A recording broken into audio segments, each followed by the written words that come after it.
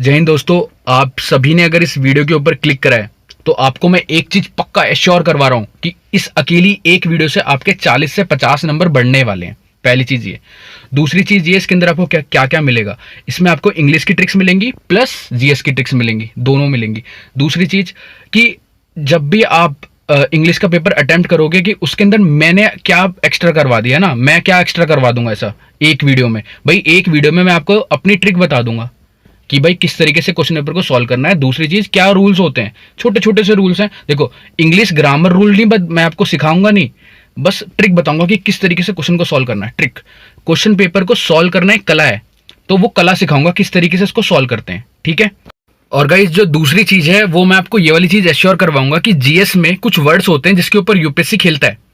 जैसे कि आपको मैं छोटा सा एग्जांपल बताता हूं, स्टेडली ग्रोथ इंक्रीज हो रही है इकोनॉमिकल। स्टेडली मतलब एक्स और वाई के बीच में जो ग्राफ बनेगा वो एकदम सीधा बनेगा। ऐसा पॉसिबल है? खुद बताओ। मतलब एक एग्जाम्पल दे रहा हूं जस्ट मैं आपको। दूसरा टाइप, एक आप ये मान सकते हैं, सुप्रीम कोर्ट ने गिव रिपोर्ट ऑन राम मंदिर।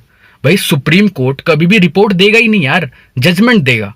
मतलब इतने बेसिक से क्वेश्चन दे रहेगा और रिपोर्ट वो लिख के देगा। वो रिपोर्ट दी है सुप्रीम कोर्ट ने, यार रिपोर्ट तो देता ही नहीं है, ठीक है। तो इस टाइप के क्वेश्चन है, तो छोटी छोटी ट्रिक्स हैं, नोट डाउन कर लेना पेन कॉपी लेके। बहुत ज्यादा इंपॉर्टेंट वीडियो है ये। और हाँ, एग्जाम के बाद मिलते हैं।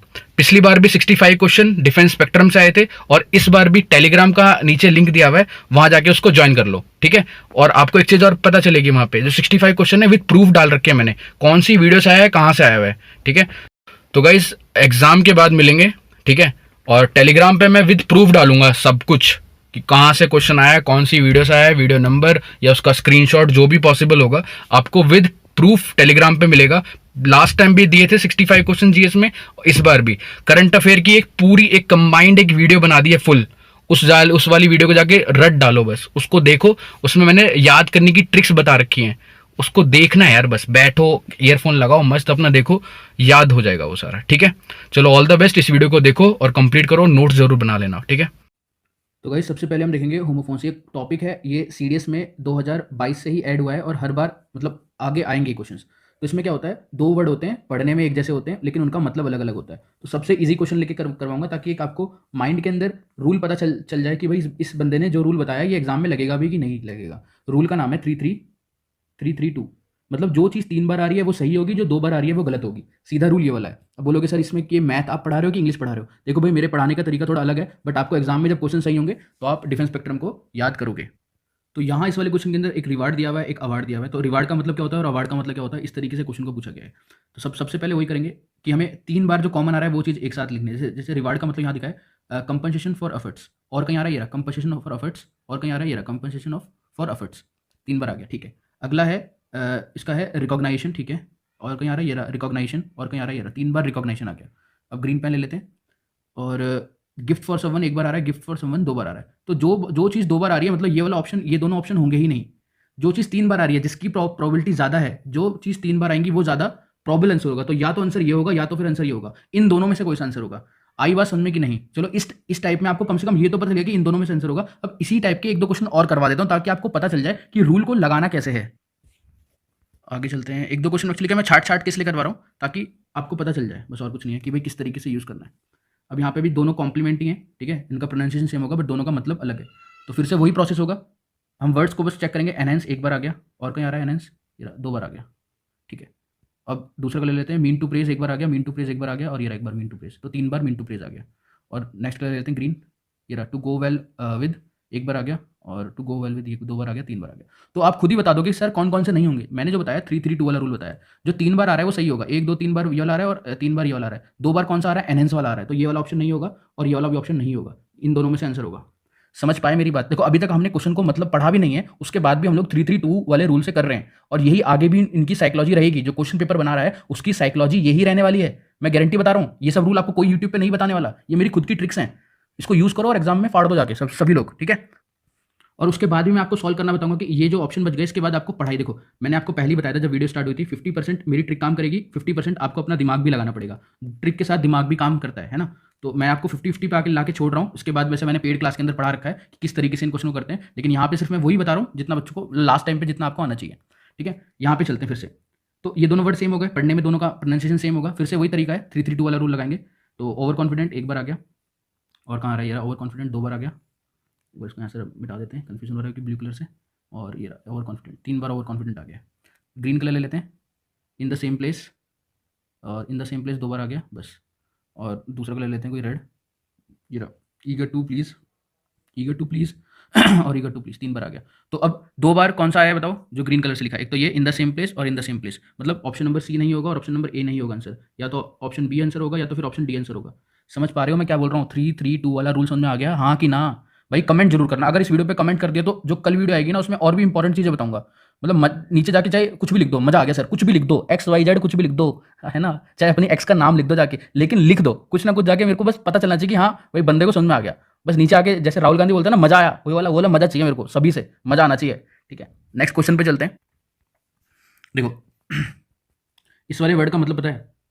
नहीं पता होगा मेरे ख्याल से, तो देखो नहीं पता होगा, फिर भी अब आगे चलते हैं। हम लोग को सिर्फ पढ़ने से मतलब है कि क्वेश्चन में 3-3-2 वाला ये वाला रूल लगेगा। देखो अभी तक ये वाले जो रूल है, अभी मैं इसलिए इसको लेट वीडियो बना रहा हूँ ताकि पेपर बन चुका हो और जो एग्जामिनर है वो रूल को चेंज ना करे, है ना? क्या पता वो मेरी वीडियो देख ले तो वो एग्जामिनर चेंज कर दे रूल को, लेकिन अभी तक वो चेंज नहीं करेगा, आगे भी इसी टाइप के क्वेश्चन आएंगे, इसलिए थोड़ी लेट वीडियो आ रही है। बट हाँ, शेयर जरूर करना क्योंकि अगली वीडियो में और भी बेहतरीन रूल बताऊंगा आपको। देखो ल्यूसिडिटी ऑफ एक्सप्रेशन एक बार आ गया, ठीक है, और ये ल्यूसिडिटी ऑफ एक्सप्रेशन 2 बार आ गया, और कहीं आ रहा है ये ल्यूसिडिटी ऑफ एक्सप्रेशन 3 बार आ गया। ठीक है, आगे चलते हैं। एबिलिटी टू टिसन ये हो गया, ठीक है, और कहीं आ रहा है एबिलिटी एबिलिटी एबिलिटी, ये रहा 2 बार आ गया, 2 ही बार आ रहा है ना, ये रहा 1 बार, 3 बार आ गया। ग्रीन पेन ले लेते हैं, और क्या बच गया? और क्या बच गया? ये बच गया टेनिसिटी 1 बार आ गया, और ये 2 बार आ गया। तो फिर से वही वाला रूल रहेगा, 2 बार जो आ रहा है उसे कैंसिल कर दो, ठीक है, जो बच गए उन दोनों में से कोई सा आंसर होगा, गारंटी। ये गारंटी ले रहा हूँ मैं इस वाली चीज़ की। अब बोलोगे सर ये सब रूल में लगेगा, भाई 10 क्वेश्चन आएंगे आपके इस टाइप के, उसमें से 8 में लगेगा, 2 में नहीं लगेगा रूल, ये भी सुन लेना, मतलब है ना, 2 क्वेश्चन में नहीं लगेगा। अब आप सभी क्वेश्चंस में एक बार लगा के ट्राई कर सकते हो, ठीक है। एक बार चलो, एक बार मैं आपको कोई क्वेश्चन देता हूँ, उसमें आप ट्राई करो, एक बार बस इस वाले क्वेश्चन को ट्राई करो और बताओ कि मेरे को इसमें से कौन सा आंसर होगा। देखो अपॉन एक बार आ गया, upon God, God of the status, status of the God, ठीक है, ये एक और बार आ गया, 2 बार आ गया, और कहीं आ रहा है गॉड, भगवान जी के बारे में, ये रहा, तो 3 बार आ गया ये, ठीक है। अगला चेक कर लेते हैं। मीन टू अपोज, अपोज एक बार आ गया, और कहीं आ रहा है अपोज, अपोज एक ही बार आ रहा है, मीन टू अपोज, और कहीं आ रहा है क्या? मीन टू डिनाई आ गया, ठीक है, चलो एक ही बार आ रहा है ये। अगला चेक करते हैं, सॉरी सॉरी, ये तो आता रहा है मीन टू अपोज, ये 2 बार आ गया, और ये तो रहा मीन टू अपोज, मैं एक्चुअली क्या लास्ट में चेक करने लगा था, तो 3 बार आ गया। उसके बाद और क्या बच गया? दूसरा पेन ले लेते हैं कोई, ग्रीन ब्लू रेड ले लेते हैं। डिनी आ गया, और एक और ये रहा, 2 बार ये आ रहा है, ठीक है। तो अब इसमें से कौन कौन सा ऑप्शन एलिमिनेट हो जाएंगे? ये, क्योंकि 2 बार यही आ रहा है, तो आंसर या तो ए होगा या तो फिर सी होगा। बताओ इस तरीके से आपको कोई पढ़ा देना तो बता देना। देखो ये मैं मान रहा हूँ कि तुक्केबाजी है, बट ये इसको साइकोलॉजी स्टडी बोलते हैं, इसको रिवर्स इंजीनियरिंग बोलते हैं, कुछ भी बोलो इसको, बट आपके क्वेश्चन सही होने चाहिए। मेन मकसद है आपके 8 क्वेश्चन 10 में से बिना पढ़े सही हो रहे हैं वाली बात देख लो, ठीक है। इसके बाद आपकी पढ़ाई काम आएगी, जब आपने 2 ऑप्शन को एलिमिनेट कर लिया उसके बाद आपको एक जनरल मतलब पता होना चाहिए, तभी आप इस क्वेश्चन को आगे भी सॉल्व कर पाओगे, ठीक है। चलो तो इससे आपके मैक्सिमम क्वेश्चन हो जाएंगे। तो आप एक बार ट्राई कर लेना, आप सभी क्वेश्चंस को एक बार ट्राई करना, जितने भी PYQ हैं उनको एक बार ट्राई करना, क्योंकि इतना टाइम नहीं है कि मैं आपको सारे क्वेश्चन करवाऊँ। तो अब नेक्स्ट टॉपिक पे चलते हैं। देखो अब ऑर्डरिंग ऑफ सेंटेंस है, अब मैं केवल पेड वाले जो बच्चे हैं उनसे मैं बात कर रहा हूँ, क्योंकि ये जो वीडियोज़ है दोनों बच्चों को मिलेगी, यूट्यूब पे भी आएगी और ये पेड वाले बच्चों के लिए भी है, दोनों के लिए। तो इसमें मैंने आपको केवल 12 रूल बताए हैं, उन 12 रूल से आपके 10 में से 10 सारे क्वेश्चन सही हो जाएंगे, और ये दोनों के लिए हैं। एक तो PQRS जो आता है वो, मतलब एक तो पैराग्राफ वाला और एक सेंटेंस वाला, दोनों जो जंबल अप हैं, दोनों में 10 में से 10 आपके सबके सही हो जाएंगे। बस उन 12 जो रूल्स मैंने आपको याद करवाए हैं वो आपको एकदम कंटेस्ट याद होने चाहिए, ठीक है, वो ट्रिक सभी को याद होगी। चलिए अब आगे चलते हैं। क्योंकि हर एक टाइप का मैं क्वेश्चन करवाना चाहूँगा आपको। तो गाइस अगला जो टॉपिक है वो है कंप्लीशन ऑफ सेंटेंस। देखो सीडीएस में एक पर्टिकुलर टाइप के क्वेश्चन आ रहे हैं, आपको कंप्लीशन ऑफ सेंटेंस बहुत टाइप के मिल जाएंगे, एसएससी वाले एग्जाम में अलग आते हैं, ठीक है। सब अपने एग्जाम का एक अलग क्राइटेरिया होता है, जो सीडीएस का जो एग्जाम है इसका एक अलग क्राइटेरिया है, वो आपको चीज़ बता देता हूँ। इसमें आपको केवल 3 से 4 रूल हैं जो आपको याद करने हैं, अगर आज भी पढ़ोगे तो आज से ही आपके 10 आउट ऑफ 10 क्वेश्चन सही हो जाएंगे। कंप्लीशन ऑफ सेंटेंस के 10 क्वेश्चन आ रहे हैं और हर बार आ रहे हैं, ठीक है। चलिए तो इसको यहाँ से रब कर देते हैं। इसका मैं आपको बेसिक सा पहले तो रूल बताता हूँ कि कंप्लीशन ऑफ सेंटेंस में होता क्या है। देखो एक सेंटेंस दे देगा S1, एक कोई भी सेंटेंस लिख के देगा, एक सेंटेंस दूसरा भी लिख के देगा, इन दोनों को जोड़ेगा। जोड़ने का जो काम है वो कंजक्शन करता है। कंजक्शन जैसे कि बट, एंड, इफ, इस तरीके के कंजक्शन बीच में लगाएगा किसी भी 2 सेंटेंस को जोड़ने के लिए, ठीक है। इसलिए इसको कंप्लीशन ऑफ सेंटेंस बोला जा रहा है। तो इसमें किस टाइप के क्वेश्चन आते हैं, सीडीएस में क्या पैटर्न है, एक ही पैटर्न है, एक ही पैटर्न है जो कि लगातार 2 या 3 साल से रिपीट हो रहा है। तो आप उस पैटर्न को पकड़ लो और उस पैटर्न से आपके सारे क्वेश्चन सही हो जाएंगे कंप्लीशन ऑफ सेंटेंस के, ठीक है। चलिए करते हैं। यहाँ से मैं इसको रब कर देता हूँ ताकि एक क्लियर इमेज बन जाए आपके माइंड के अंदर कि भाई क्या रूल है। एक सेकंड देना बस। कंप्लीशन ऑफ सेंटेंस, ठीक है। सबसे पहला पढ़ो इस क्वेश्चन को। देखो क्या बोल रहा है, Sheela has been at the receiving end तो यहाँ पे बट आ रहा है, अच्छी बात है, एंड आ रहा है, ठीक है। तो यहाँ पे तो कोई कंजक्शन आ ही नहीं रहा, इस वाले पूरे सेंटेंस में कोई कंजक्शन है नहीं है, इस वाले में है नहीं है, तो ये दोनों ऑप्शन तो पहले से ही कट हो गए। तो पहली बात तो पहला रूल क्या हो गया कि कंजक्शन को हमें सर्च करना है कि भाई वहाँ पे, इसको मैं थोड़ा पेन को छोटा करता हूँ, काफ़ी मोटा हो रहा है पेन, एक सेकंड रुकना।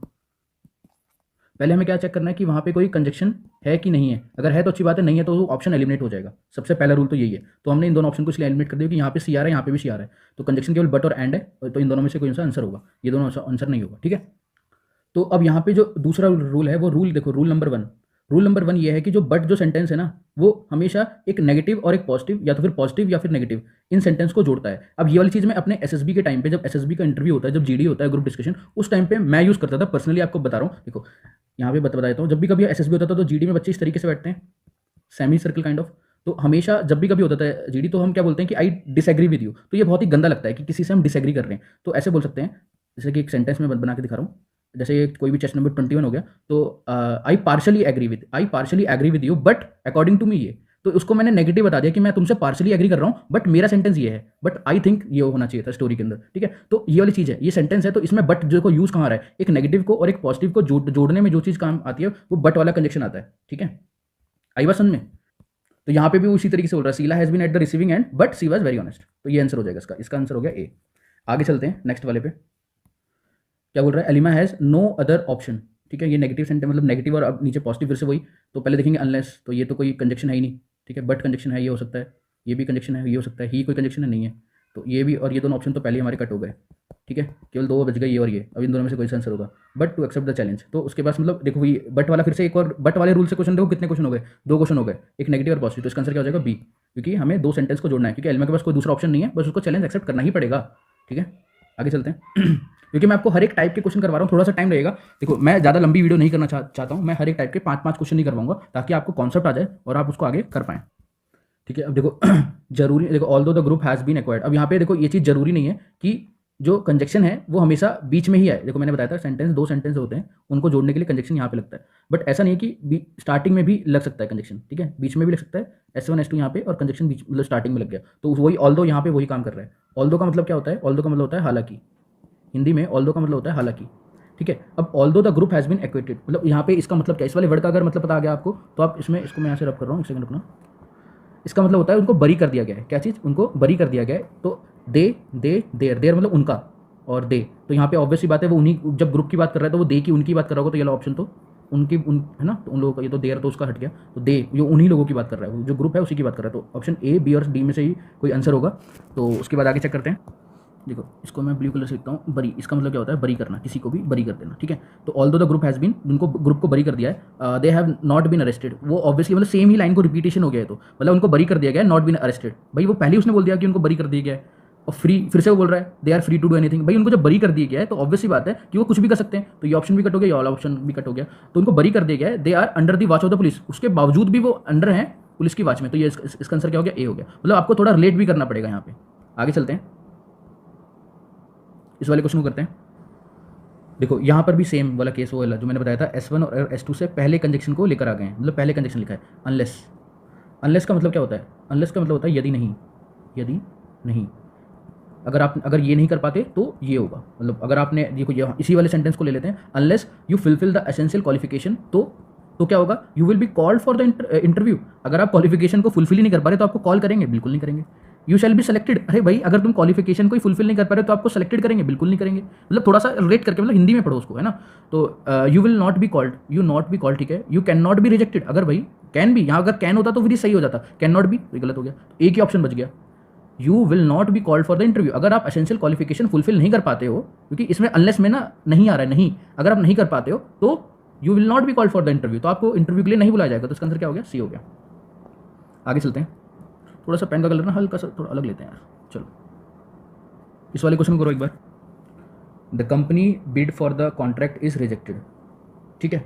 अब ये बोल रहा है, ठीक है, कंपनी की जो बिड है कॉन्ट्रैक्ट के लिए वो रिजेक्टेड हो गई है, यहाँ पे सीन्स आ रहा है, यहाँ पे फॉर आ रहा है, यहाँ पे फॉर आ रहा है, यहाँ पे सीन्स आ रहा है, मतलब सबके अंदर कंजक्शन आ रहा है, बहुत अच्छी बात है, ठीक है। रेड कलर लेते थोड़ा सा, चलो। अब एक रूल है, इसको रूल नंबर 2 करके लिख लेना। रूल नंबर 2 जो है, प्रेजेंट के साथ हमेशा प्रेजेंट यूज़ होगा, पास्ट के साथ हमेशा पास्ट यूज़ होगा, और फ्यूचर के साथ हमेशा फ्यूचर यूज़ होगा, यही रूल है। ये जो सेकंड रूल है, ये इससे आपके 60% क्वेश्चन हो जाएंगे जो कंप्लीशन ऑफ सेंटेंस के आएंगे। क्यों, देखो यहाँ पे इज आ रहा है, मतलब ये क्या, जो पहला सेंटेंस था ये प्रेजेंट में था, यहाँ पे ईडी आ गया मतलब पास्ट है, यहाँ पे भी ईडी आ गया पास्ट हो गया, हैड आ गया पास्ट हो गया, ये भी पास्ट हो गया, ये भी पास्ट हो गया, ये भी पास्ट हो गया, ठीक है। और यहाँ पे पास्ट नहीं है तो ये आंसर हो गया सीधा। मतलब ये वाला रूल है। अब ये 90% क्वेश्चन में आपके लगेगा, जितने भी आगे क्वेश्चन आने वाले हैं 60 to 90% इसी टाइप के क्वेश्चन है जो सीडीएस में रिपीट होते हैं, प्रेजेंट के साथ प्रेजेंट, पास्ट के साथ पास्ट, फ्यूचर के साथ फ्यूचर। तो बस आपको ये चीज़ चेक करना है जो पहला जो सेंटेंस दिया हुआ है क्वेश्चन के अंदर वो किस फॉर्म के अंदर है। तो कंपनी बिड, जो कंपनी की बिड थी for the contract is rejected since the deposit in account is found less than the requirement, जो उसकी रिक्वायर्ड थी उससे कम है, ठीक है। तो ये आपके क्वेश्चन हो गए। आगे चलते हैं, इस वाले क्वेश्चन को करते हैं। देखो, I could not sleep because, ठीक है, इसमें है डिस्पाइट भी है, इन स्पाइट ऑफ। देखो हमेशा याद रखना इन स्पाइट के साथ ऑफ आता है। ये वाला क्वेश्चन हर साल सीडीएस में आ रहा है, वेरी इंपॉर्टेंट है ये। इन स्पाइट के साथ ऑफ आता है, ऑफ, ठीक है। इन स्पाइट का क्या आता है, ऑफ आता है। ये हमेशा इसको कहीं भी लिख लो, या आपके कल परसों जो भी एग्जाम हो रहा है, जब भी आपका एग्जाम है तो ये क्वेश्चन आने वाला है, ठीक है। सिंस, तो आपको चारों में कंडीशन है, इसमें किसी भी ऑप्शन को एलिमिनेट नहीं कर सकते। आई कुड नॉट स्लीप, मैं सो नहीं पाया। क्यों नहीं सो पाया भाई? क्योंकि मैं बहुत ज़्यादा थका हुआ था। यार जब थका हुआ होगा, जब कोई बंदा वेरी टायर्ड होगा तो उसको नींद आनी चाहिए। जो मेरे को स्लीप, नींद नहीं आ रही थी यार। I could not sleep because मेरे को नींद नहीं आ रही थी, आई बीइंग स्लीपलेस, ठीक है। इसको मानते हैं, चलो हो सकता है। डिस्पाइट बीइंग वेरी टायर्ड, ये वाला बहुत ये वाला भी हो सकता है, बिकॉज ऑफ बीइंग टायर्ड। देखो एक ये वाला क्वेश्चन हो गया जिसको मैं टफ मानता हूँ। क्यों? क्योंकि ये क्वेश्चन है जो मेरे रूल से नहीं होगा, इसको मैं सबसे बाद में करवाऊंगा, ठीक है। आगे चलते हैं। देखो मैंने आपको बताया 10 में से 8 मेरे रूल से होंगे, I guarantee that, but 2 question नहीं होंगे क्योंकि वो अलग टाइप के क्वेश्चन दे रहा है, वो उसमें टफ बनाने की कोशिश कर रहा है, ठीक है। इस वाले क्वेश्चन को करते हैं। सी मैरिड हिम सीन्स, ठीक है, इसमें सीन्स, ठीक है, बिकॉज भी आ रहा है, इसमें बिकॉज आ रहा है। इंस्पाइट ऑफ, देखो इंस्पाइट के साथ ऑफ नहीं आया ना, इसको डायरेक्ट काट दो, इसको गोला ही मत करो, क्योंकि इंस्पाइट के साथ क्या आता है, ऑफ आता है, अभी मैंने बताया था। तो ये ऑप्शन एलिमिनेट हो, खत्म हो गया, ठीक है। अब सी married him since his good nature, यार ये कैसी इंग्लिश लिख रखी है, देखो आप खुद ही पढ़ो एक बार। सी मैरिड हिम, या तो सिंस फॉर, यार हिज कैसे आ रहा है यहाँ पे, हिज गुड नेचर, या बिकॉज के बाद अगर ऑफ आता तो मैं मान लेता सेंटेंस को सही, लेकिन मैं ऑफ, देखो बिकॉज ऑफ हिज नेचर आना चाहिए ना, बिकॉज ऑफ हिज नेचर, तो ये भी गलत हो गया, ये तो गलत हो ही गया। बिकॉज ऑफ ये आ रहा है ना, बिकॉज ऑफ हिज नेचर, ये रहा, तो ये इसका सेंटेंस सही हो गया, ठीक है। तो ये गलत हो गया, ये गलत हो गया। ये तो हमने इंस्पाइट के साथ क्या आता है हमेशा, ऑफ आता है। इसको याद कर लेना, बहुत ज़्यादा इंपॉर्टेंट है, हर बार क्वेश्चन आता है, एलिमिनेट कहीं ना कहीं काम आएगा आपके एग्जाम में, ठीक है। नेक्स्ट क्वेश्चन ये वाला करते हैं। I will come to meet you, in case ये कंजक्शन है, ठीक है। इन केस ये भी एक कंजक्शन है, in case you want, in case of time. देखो ये तो ऑप्शन एलिमिनेट खत्म हो गया। I will come to meet you in case of time, खत्म हो गया ऑप्शन तो, क्योंकि एक उसका मतलब जेन्युइन मतलब भी निकालना चाहिए ना, बिकॉज यू नीड, क्योंकि तुम्हें मेरी जरूरत पड़ेगी। यू बिकॉज यू नीड, ये इंग्लिश नहीं है, मतलब इंग्लिश आप पढ़ के देखो एक बार। बिकॉज यू नीड गलत हो गया, ऑल दो यू नीड, ये तो बिल्कुल ही गलत हो गया। तो इसके अंदर एक ही बच रहा है, एक ही ऑप्शन बच रहा है, I will come to meet you in case you want, अगर तुमको मेरी ज़रूरत पड़ती है तो। इसका जनरल मतलब ये हो रहा है, लेकिन अगर आप इसको हिंदी, जैसे हिंदी जो लोग पढ़ाते हैं हिंदी टू इंग्लिश, अगर कन्वर्ट करेंगे बिकॉज यू नीड होगा इसका आंसर, बट थोड़ा पढ़ के देखो एक बार उसको, सेंटेंस को, ठीक है। अब देखो ये वाले क्वेश्चन जो मैंने 60% जो क्वेश्चन बताए थे किस तरीके के होंगे, प्रेजेंट को प्रेजेंट को, पास्ट वाला पास्ट के साथ, और फ्यूचर वाला फ्यूचर के साथ। जब ये वो क्वेश्चन आ गए सारे, जो नीचे सारे क्वेश्चन इसी टाइप से होने हैं। If you had plan the work well, अब देखो हैड आ रहा है, हैड में क्या होता है, पास्ट में होता है, ठीक है ना। शेल क्या होता है बताओ, फ्यूचर में आता है। विल क्या आता है, फ्यूचर में आता है। तो ये ऑप्शन एलिमिनेट हो गया, ये वाला ऑप्शन भी एलिमिनेट हो गया। अब बचे ये 2 option, you could complete it on a time, you could have completed on a time. अब इसको पढ़ के करना पड़ेगा, तो ये ऑप्शन ज़्यादा मैचिंग हो रहा है, तो ये ऑप्शन हो गया। मतलब मैं आपको एटलीस्ट ये तो पता चल गया कि कौन से नहीं हो सकते यार, अभी तक तो ये भी नहीं पता था कि कौन से नहीं हो सकते। इस वाले रूल से आपको बहुत सारे क्वेश्चन होने वाले हैं। आगे चलते हैं, इस वाले क्वेश्चन करो। You can use my computer, ठीक है, एज लॉन्ग एज, चारों के अंदर आ रहा है, तो इसका आंसर कौन सा होगा। देखो इसमें बोल रहा है कि तुम मेरा कंप्यूटर यूज़ कर सकते हो, you can not use, as long as you can not use any external device, you used any external device. यहाँ पे देखो मीनिंग से, यहाँ पे आपको जो आंसर मिलेगा वो मीनिंग से मिलेगा, ठीक है। You do not use any external device, you shell, यहाँ पे शेल आ गया, यहाँ पे कैन था, तो यहाँ पे पॉसिबिलिटी, ये कन्फर्मेशन हो गया। एक सेकंड रुकना, क्या आ रहा है, ठीक है। तो इसको ये कैंसिल हो गया, ये तो ऑप्शन एलिमिनेट हो गया, क्योंकि ये पॉसिबिलिटी की बात हो रही है, यहाँ पे शेल बोल रहा है, you shell use any external device, confirmatory बोल रहा है, यू डू नॉट यूज़। तो इसका आंसर क्या हो जाएगा, ये हो जाएगा। मीनिंग से पढ़ के देखो, तुम मेरा कंप्यूटर यूज़ कर सकते हो as long as you do not use, तुम जब तक तुम कोई भी एक्सटर्नल डिवाइस यूज़ ना करो। तो यहाँ बोल रहा है तुम कर लो, तो ये तो ऑप्शन गलत हो गया। You can not use an external device, यहाँ पे मतलब नहीं निकल रहा, मतलब तो निकल रहा है कि या तुमको कैन नॉट यूज़, बट यहाँ पे कैन नॉट नहीं आएगा, डू नॉट आएगा। डू नॉट, कैन नॉट तो कोई मतलब ही नहीं है यहाँ पे सेंटेंस में, तो ऑप्शन सी यहाँ पे आंसर हो गया, ठीक है। तो अब मैं तुम्हें वाले क्वेश्चन करवाता हूँ जो पिछले साल आए हुए हैं इसी टाइप के, कंप्लीशन ऑफ सेंटेंस, क्योंकि अब आपने एक बार पढ़ लिया है तो इसके रूल आपको समझ में आ गए होंगे, ठीक है।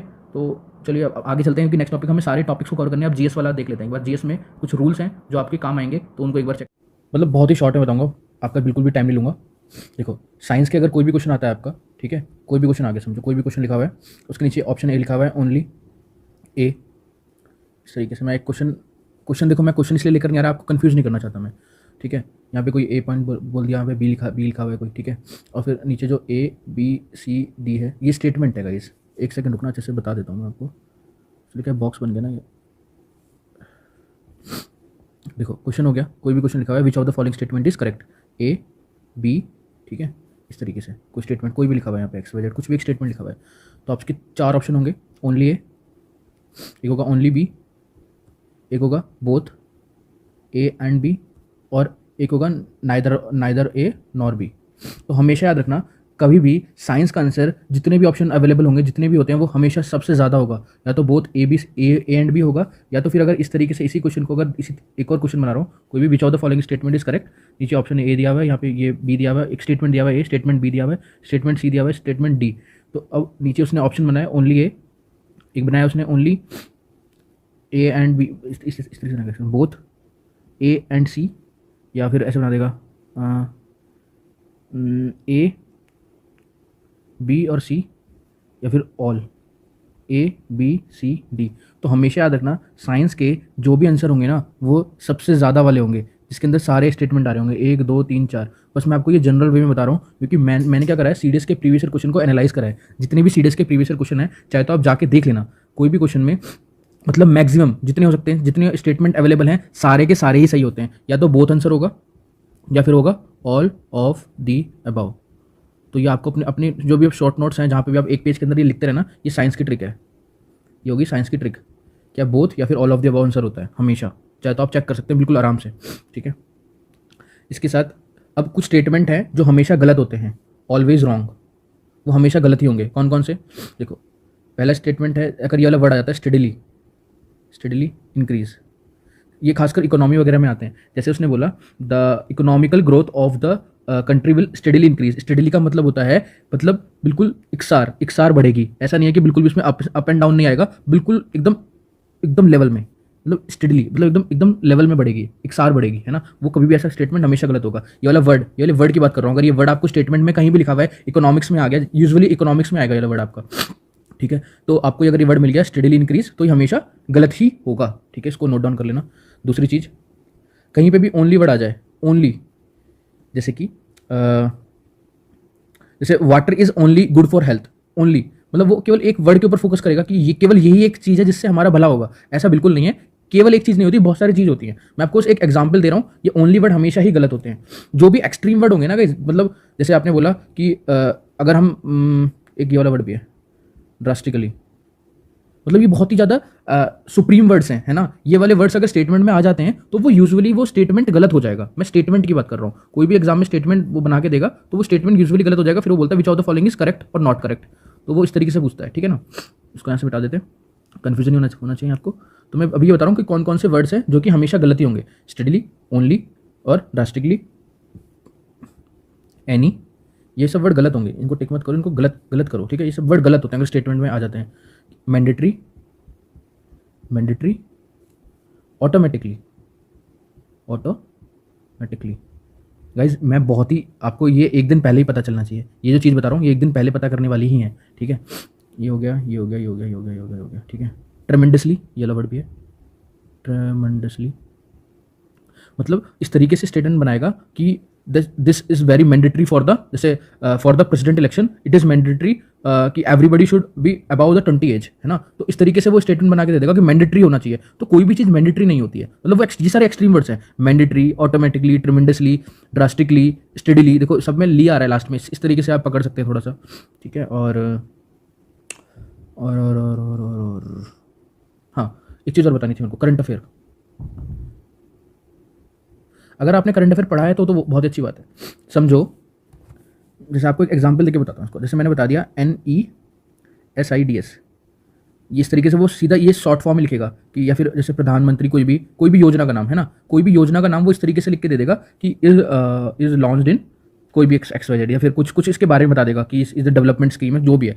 तो आपको ना इसके वर्ड से पकड़ना है। अगर आपने समझो पढ़ा है तो वो तो बहुत ही अच्छी बात है, अगर आपने पढ़ रखा है। अगर आपने नहीं पढ़ रखा है तो आपको ये पता चल गया, देखो यहाँ NE है, ठीक है, यहाँ पे S है, यहाँ पे I है, यहाँ D है, यहाँ S है, तो S से तो स्कीम ही हो सकता है। मतलब आपको सिर्फ ऐसे मतलब वर्ड्स अपने दिमाग के अंदर आने चाहिए कि अब वो क्वेश्चन के ऊपर डिपेंड कर रहा है। मैंने तो एक जस्ट एग्जांपल लिया है, समझो यही फुल फॉर्म आ गया कि इसका फुल फॉर्म क्या है। अगर इसी का वो फुल फॉर्म पूछ रहा है कि इसका फुल फॉर्म क्या है, तो वर्ड से पकड़ो, यहाँ से क्या हो सकता है, यहाँ से क्या हो सकता है, यहाँ से क्या हो सकता है, यहाँ से, मतलब ये ऑप्शन से एलिमिनेट करने पड़ेंगे आपको। अभी तो मेरे पास ऑप्शन नहीं है, वरना एलिमिनेशन बहुत ही आसान हो जाता है इसका। जैसे कि ये बोलेगा नेशनल, इकोनॉमिकल, ये दे दिया, एक हो गया नॉर्थ ईस्ट। एक्चुअली में जो इसका फुल फॉर्म है, इसका जो आंसर होगा ये होगा north east special infrastructure development scheme, है ना। ये नॉर्थ ईस्ट जो स्टेट है ना, यहाँ पे ये रहा इस तरीके से, ये जो नॉर्थ ईस्ट की स्टेट है, यहाँ से इनके लिए डेवलपमेंट की स्कीम है ये। तो मतलब आप एक एक वर्ड से पकड़ सकते हो और थोड़ा इमेजिन कर सकते हो कि क्या ये हो सकता है, क्या ये हो सकता है, मतलब आपको ऑप्शन से एलिमिनेट करना पड़ेगा। मैं बस आपको ये चीज़ बता रहा हूँ। यहीं पर अगर वो इस तरीके से एक ऑप्शन बना देता कि नेशनल इकोनॉमिकल स्कीम, मतलब इस तरीके से वो कुछ भी बना सकता है। मतलब मेरे से अभी बन नहीं रहा है कि एक्जैक्टली क्या बना सकता हूँ मैं इसके ऑप्शन 4। तो मैं आपको जस्ट बताना चाह रहा हूँ कि आप उसके वर्ड से पकड़े। जैसे अगर एक और योजना ले लेते हैं कोई भी, इसको ले लेते हैं जैसे प्रधानमंत्री जनधन योजना। तो आपको पता चल गया प्रधानमंत्री मतलब पीएम है, और ये इससे क्या है, इससे क्या है, मतलब आपको थोड़ा सोचना पड़ेगा। वाई से यूजुअली योजना होता है, एस से यूजुअली स्कीम होता है। तो मतलब आप पकड़ सकते हैं ये वाली बात को, है ना। ये करंट अफेयर की ट्रिक हो गई, इसको अलग बॉक्स में। तो अभी तक जो मैंने बताई थी ये साइंस की हो गई, और ये वर्ड है जो हमेशा गलत होते हैं, ऑलवेज रॉन्ग, ये हमेशा गलत होंगे। अगर स्टेटमेंट में आ गए तो ये हमेशा गलत ही होते हैं।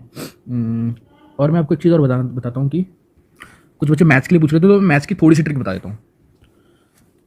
मैथ्स की देखो, मैथ्स के जो बच्चे ट्रिक पूछ रहे थे उनके लिए बता देता हूँ। मैथ्स में हमेशा याद रखना, समझो कोई भी क्वेश्चन आ गया, कोई भी यहाँ पे क्वेश्चन है, उसमें ऑप्शन जो आपके बन रहे हैं, ऑप्शन बता रहा हूँ, ऑप्शन इस तरीके से वो देगा, जैसे दे दिया उसने 6 7 8 9। तो हमेशा मतलब ये देखो मैंने एनालाइज कर रखा है। ये बोलोगे कि सर ये तुक्केबाजी हो गई, जी हाँ ये बिल्कुल तुक्केबाजी है, बट आप बिना सॉल्व करे भी इसका आंसर 7 मतलब 7 आप टिक कर सकते हैं अगर टाइम कम बच रहा है तो, वरना तो आप सॉल्व करें क्वेश्चन को फिर आंसर निकालें। यूजुअली कभी भी अगर सीक्वेंस में अगर इस तरीके से दिया हुआ है ना 6 7 8 9, तो मैंने पिछले 4 साल के देखो एनालाइज कर रखे हैं, तो मेरे को ये पता चला है कि जब भी कभी सीक्वेंस में वो आंसर दे रहा है तो यूजुअली हमेशा सेकंड आंसर हो रहा है। मतलब जो बंदा पेपर को सेट करता है उसकी मेंटलिटी या उसकी साइकोलॉजी इस तरीके से है कि वो हमेशा एक ऑप्शन को, मतलब जो करेक्ट ऑप्शन है उसको सेकंड पोजीशन पे रख रहा है, उससे पहले से एक ऑप्शन एक बनाना स्टार्ट करता है। जब भी कभी सीक्वेंस में दे रहा है तभी, ओनली एंड ओनली तभी जब वो सीक्वेंस में दे रहा है, हमेशा नहीं।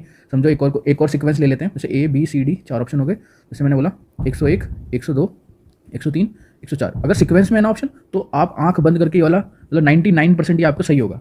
99%, 100 तो नहीं बोल सकता मैं, 99% आपका ये सही होगा, क्योंकि मैंने इतना एनालाइज करा है। और जो क्योंकि वही लोग पेपर बनाने वाले हैं, जो यूपीएससी की जो टीम है, जो पेपर बनाती है मैथ्स का, वही टीम होगी। ऐसा तो नहीं कि इस पर नई टीम आ गई, अगर नई टीम आ गई तो फिर तो राम भरोसे वाली बात होगी, है ना। तो अगर यूजुअली यार टीम इतनी जल्दी चेंज होती नहीं है, ठीक है, तो आप ये मानो कि वही पैटर्न रहने वाला है। तो ये मतलब अभी तक तो यही देखा गया है कि सेकंड वाला ऑप्शन ही आंसर होता है। और ये आप इसमें भी मान सकते हैं, जीएस में भी। अगर जीएस में समझो कोई भी एक XYZ उसने स्कीम पूछ ली कि इसके अंदर, जैसे अभी पूछा था शायद मैंने कल भी एक जो वीडियो डाली उसके अंदर था कि कितने फेज में इलेक्शन हुए हैं, 2019 का वो क्वेश्चन था, 6 फेज 7 फेज 8 फेज 9 फेज, तो उसका आंसर भी 7 ही था। मतलब मैं आपको ये यूजुअली बता रहा हूँ, जो उनकी टीम है उनकी मेंटली मतलब जो उनकी मेंटलिटी है वो इस तरीके से है कि वो करेक्ट ऑप्शन को जब भी सीक्वेंस में होता है उसको यहाँ पे रखते हैं, ठीक है। चलो एक चीज़ और बतानी थी मैथ्स में, देखो ज्योमेट्री आनी है, ठीक है, मेंसुरेशन आना है, इनमें पाई का यूज आएगा, जैसे 2πr, ठीक है, πr²। तो पाई की वैल्यू क्या होती है, 22/7 होती है। कितनी होती है, 22/7। 22 का मतलब क्या हो गया बताओ, 11, मतलब 11 का मल्टीपल।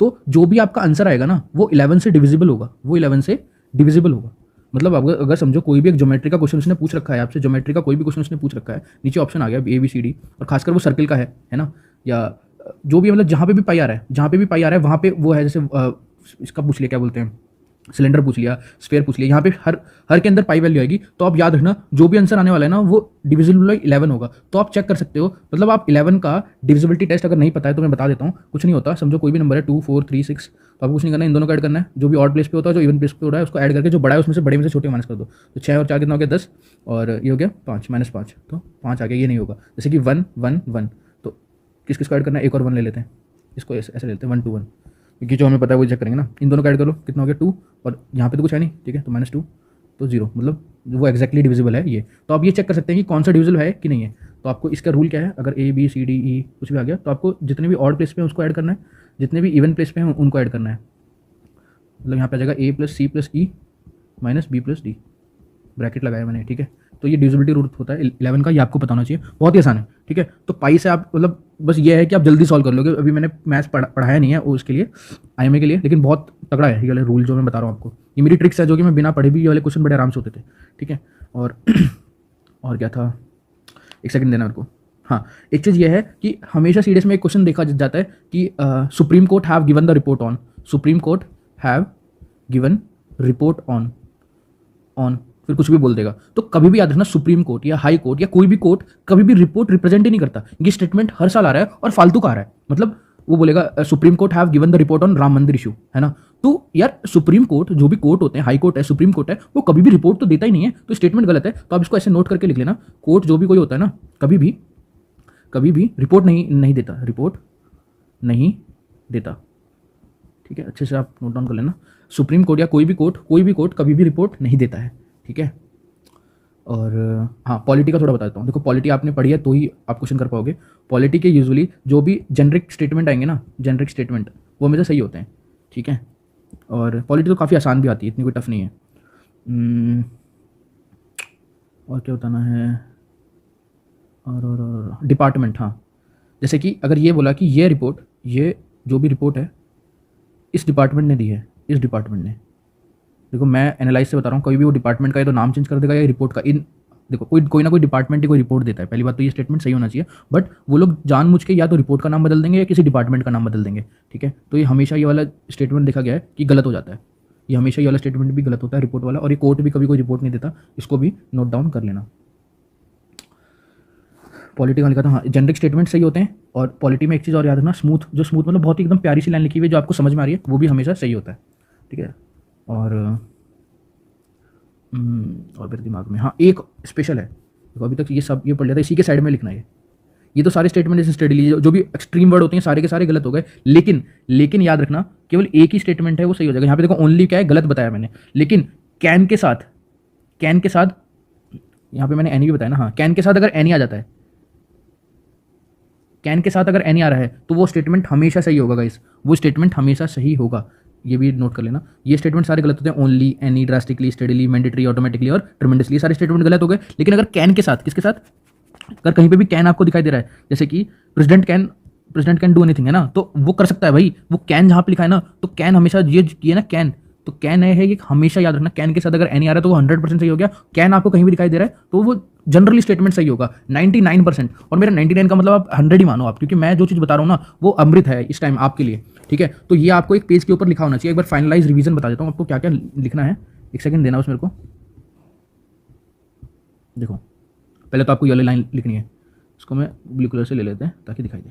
ये वाली साइंस वाली, कि साइंस में एक तो बोथ वाले स्टेटमेंट और ऑल ऑफ द अबव हमेशा सही रहेंगे। एक ये हमेशा, ये वाले वर्ड्स हैं जो हमेशा गलत होते हैं और केवल ये वाले हमेशा सही होते हैं। ये देखो टिक भी कर रखा है, ये रहा टिक। तो कैन के साथ नहीं, अगर कैन अकेला आ रहा है तो ये दोनों हमेशा सही होते हैं। करंट अफेयर में आपको उसके वर्ड से पकड़ना है, जो भी वर्ड होगा उसके वर्ड से पकड़ना है कि कौन सी योजना है, कौन सी स्कीम है। और यहाँ पे था मैथ में मैंने आपको 2 रूल बताए थे, यहाँ पे लिख भी देता हूँ। मैथ में मैंने आपको 2 रूल बताए। क्या? एक तो जब भी कंटिन्यूटी में से 6, 7, 8, 9 होगा तो हमेशा ये वाला आंसर होगा, सेकंड वाला। ठीक है। और उसी तरीके से मैंने एक बताया था पाई वाला, पाई मतलब 11, मतलब 22/7, 7 इसका मतलब है 11, 11 का मतलब है वो हमेशा जो भी आपका आंसर आएगा वो 11 से डिविजिबल होगा। ये रूल है, ये सच बता रहा हूँ मैं, ये लगेंगे कल एग्जाम के अंदर आपके। ठीक है। और हाँ, सुप्रीम रिपोर्ट के दो पॉइंट लिखवाए थे मैंने। जैसे कि कोई भी रिपोर्ट है किसी डिपार्टमेंट ने दी है तो या तो वो डिपार्टमेंट का नाम चेंज कर देगा या रिपोर्ट का नाम चेंज कर देगा, तो ये स्टेटमेंट गलत हो जाता है रिपोर्ट का। दूसरा, कभी भी सुप्रीम कोर्ट या हाई कोर्ट या कोई भी यानी कोर्ट कभी भी कोई रिपोर्ट देता ही नहीं है ना। वो तो जजमेंट सुनाते हैं ना यार, उनका काम रिपोर्ट देना थोड़ी ना है। ठीक है। ये हो गया, ये वाला भी हो गया, ये वाला भी लिख दिया मैंने, ये वाला भी लिख दिया, ये यहाँ पे लिख दिया। ठीक है। अब अच्छे से नोट डाउन कर लेना एक पेज के अंदर, बस छोटे छोटे से पॉइंट है, ज़्यादा है भी नहीं। और पॉलिटी में मैंने बताया था स्मूथ लाइन और जो जेनरिक स्टेटमेंट होते हैं वो सही होते हैं यूजुअली। बस इतना ही है। ठीक है। चलिए, सभी को ऑल द बेस्ट। ज़्यादा टेंशन लेने की जरूरत नहीं है, क्योंकि जो मैंने रूल्स बताए आपके कल एग्जाम में लगेंगे भी, है ना। खासकर इन वर्ड्स को देख के जाना, कैन को, ये जो गलत है और जो सही, तो सही में केवल ये क्या आ रहा है, कैन आ रहा है। ठीक है। चलिए, ऑल द बेस्ट सभी को। और ज़्यादा टेंशन लेने की जरूरत नहीं है। अपने एग्जाम सेंटर पे टाइम से पहले पहुंच जाएं और अपने जो भी वहाँ पे एडमिट कार्ड है, पेन वगैरह है, वो सब लेके जाएं, क्योंकि यूपीएससी के एग्जाम में अंदर ना ही कोई चेकिंग होती है, तो बिल्कुल रिलैक्स रहें, है ना। ऐसा नहीं है कि आपको जूते अलाउ नहीं होंगे या चप्पल अलाउ नहीं है, जिसमें आप कंफर्टेबल हैं, जिसमें आपको लगता है, क्योंकि पूरे दिन एग्जाम होता है। खासकर जो आईएमए वाले बच्चे हैं पूरे दिन एग्जाम होगा। ओटी वाले तो फिर भी 2 बजे के आसपास छूट जाएंगे, लेकिन आईएमए वालों के लिए शाम तक एग्जाम होता है। और खासकर मैथ्स वाले जो बच्चे हैं उनको लास्ट में मैथ इसलिए रखा गया है ताकि थोड़ा सा माइंड के ऊपर बड़े लोड और मैथ के क्वेश्चन सॉल्व ना हो। तो हमेशा याद रखना, जब भी कभी भी क्वेश्चन पेपर आप सॉल्व करने जा रहे हो तो जैसे पेज है जो आपके क्वेश्चन पेपर में, एक साइड पे हिंदी में लिखा होगा, एक साइड में पूरे में इंग्लिश में लिखा होगा। यूजुअली एक पेज पे 6 क्वेश्चन होते हैं। एक पेज पे 6 क्वेश्चन होते हैं। तो मैं यूजुअली क्या चीज़ करता था, जो मेरे को पहले पढ़ने में आसान लग रहा है या फिर पढ़ने में बहुत छोटा क्वेश्चन, उस पर जोर कम आएगा, तो उस पेज का पहला क्वेश्चन वही करता था। मतलब ऐसे ऐसा नहीं कि यहीं से ऐसे ऐसे करते हुए जाऊँगा, मतलब मेरे को जो मेरी जो टेक्निक है वो ये है कि जब जो सबसे छोटा क्वेश्चन है पढ़ने में जल्दी हो जाएगा तो उसको पहले ट्राई करता था, फिर करता पूरे पेज के एक ही साथ था, ऐसे नहीं कि पहले अलग अलग कर लिया। ठीक है, इस तरीके से आपको करना चाहिए। खासकर मैथ्स में जो भी क्वेश्चन में डाटा ज़्यादा दिया हुआ है ना, डाटा ज़्यादा दिया हुआ है, वो क्वेश्चन ईजी हो जाएगा लेकिन लेंदी होगा, ईजी होगा लेकिन लेंदी होगा। और यूजुअली जहाँ पे डाटा कम दिया हुआ रहता है वो थोड़ा टफ हो जाता है क्वेश्चन। मैं मैथ्स की बात बता रहा हूँ, ये मैथ्स की। ठीक है, और जीएस में गाइस देखो, आप सभी को पता है जीएस में अगर आपको क्लियर करना है, साइंस आपने पढ़ ली होगी, पॉलिटी आपने पढ़ ली होगी। ठीक है, और इकोनॉमिक्स की एक वीडियो है मेरी, एक ही वीडियो है, वो यूट्यूब पे भी एक ही है और ऐप के अंदर भी एक ही है ना। तो उस वीडियो को पक्का से देख के जाना, एक ही वीडियो है, उसमें से 5 से 6 क्वेश्चन आने हैं, पक्का आते हैं, है ना। एक वीडियो से आ रहे हैं तो उसको कंप्लीट कर लेना। Science, polity, history. हिस्ट्री ऐसा वेग सब्जेक्ट है, सच्ची बता रहा हूँ, हिस्ट्री ऐसा वेग सब्जेक्ट है जो कि कुछ भी आ जाता है। जो वीडियो के अंदर है बस उतना पढ़ के जाओ, क्वेश्चन फंसेंगे, गारंटी बता रहा हूँ, क्वेश्चन फंसेंगे। ठीक है, और क्या बच गया, करंट अफेयर। जितना यूट्यूब के ऊपर करंट अफेयर करवाया है उसकी पीडीएफ वगैरह सब आपके पास होगी। ठीक है, उसको पढ़ के जाओ, उतना बहुत है। और क्या कुछ बच गया क्या? हिस्ट्री, ठीक है, ज्योग्राफी बच गया। ज्योग्राफी मैंने इस तरीके से पढ़ा रखा है, आपका एक भी क्वेश्चन गलत नहीं होगा, मैपिंग वगैरह सब कुछ एकदम डीप में पढ़ा रखा है, तो ये भी बहुत आसान है। इसमें लैंड फॉर्म वगैरह पढ़ लेना, एक क्वेश्चन लैंड फॉर्म का आएगा और मैपिंग के 2 क्वेश्चन आएंगे। और क्या बचा, फिजिकल ज्योग्राफी से 3-4 क्वेश्चन आएंगे। मतलब इस तरीके से इसका डिवाइड, एक्चुअली क्या सिलेबस ज़्यादा है ज्योग्राफी का, ईजी है, कर लोगे आप। ठीक है, अगर आपने पढ़ लिया है तो हो जाएगा। और क्या बच गया, साइंस इंपॉर्टेंट है, बायोलॉजी, फिजिक्स और केमिस्ट्री। तो अगर आपने तीनों अच्छे से कवर कर लिया तो यहाँ से आपके 30 क्वेश्चन तो ये वाले अकेले देके जाएंगे। ठीक है, और करंट अफेयर के 20-50 तो यही हो गए, कट ऑफ क्लियर हो गई। ठीक है, और क्या बच गया था, बस। सभी को ऑल द बेस्ट। अब टाटा बाय बाय, अच्छे से एग्जाम देना और कॉल करके मेरे को, या तो आप मेरे को पेपर भेज देना आपका, ठीक है, टाइम से, क्योंकि मेरे को एनालाइज करके डालना पड़ेगा कि किस तरीके से क्वेश्चन आए। तो मैं आपको ये वाली ट्रिक भी बताऊंगा उसके अंदर कि किस तरीके से लगानी थी या फिर जो भी है, क्योंकि देखो ये वाली ट्रिक ना एक दिन का ही काम है। एक दिन के अंदर जो मैंने बताना था ये वाली चीज़ है जो आखिरी में बताता हूँ मैं, इसलिए बताता हूँ ताकि बच्चा अपने ऊपर लोड ना ले, क्योंकि 4-5 ही वर्ड हैं जो उसको याद करने की, कौन से गलत होंगे कौन से सही होंगे। साइंस में सारे स्टेटमेंट सही होगा या बोथ वाला सही होगा। चाहे तो आप कल ट्राई कर लेना, ये ट्रिक काम करने वाली है सभी के लिए। ठीक है, ऑल द बेस्ट सभी को।